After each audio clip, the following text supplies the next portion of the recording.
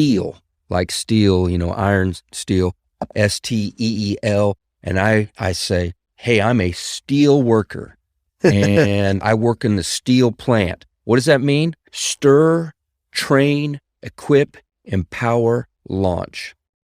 And I especially use this in context of a kingdom-minded business. And by the way, and in this community that I coach in of Acumen, we've embraced a kingdom business definition that was defined by John Wanamaker, who was he was the Sam Walton of his day, back in Wanamaker's retailers on the East Coast. And that is a for-profit. It's important to say it's cash flowing. It's for-profit. Yes. First and foremost, you're up there, you're cash flowing and profitable business designed to partner with God to transform lives and communities. Now think of all those components of that definition. Design. It's not happenstance. It isn't a secondary thing. It's from the very beginning. We have designed this initiative, this enterprise, to partner with God to transform people's lives. The employees, the customers, the vendors, everybody who's a part of this enterprise. Yes.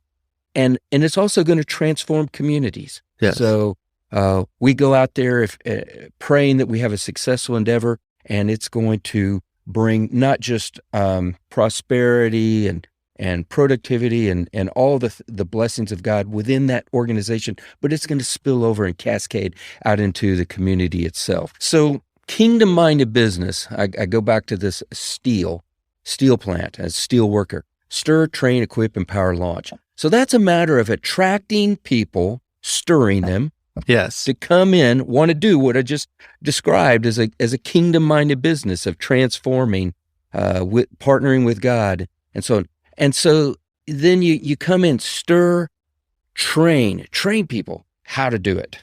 What does it look like when we have kingdom initiatives? And listen, I'm not just talking about a bunch of way out there in the great by and by. I'm talking about practical things from the scriptures, especially the book of Proverbs. There are so many practical things about how to run a business on a day-to-day basis, and then equip them. So how do we actually help them then to add to their business the things that they need to grow it, to make it profitable, increase the numbers of people and the venues, the locations around the city or around the country, and so on. Then there's empower, and then finally launch. And those two kind of go together, especially there's empower people with prayer. Yes. Of how do they invite the Lord and his Spirit into their business day to day, and then commission them out. When a ship, an ocean liner or a battleship or something is christened, they'll have a great celebration, and people, dignitaries and so on, will come, and oftentimes it's a woman that has this champagne bottle and she crashes it over the hull of the boat to christen it onto its maiden voyage and the life of that thing. Well, we should do the same thing in our businesses.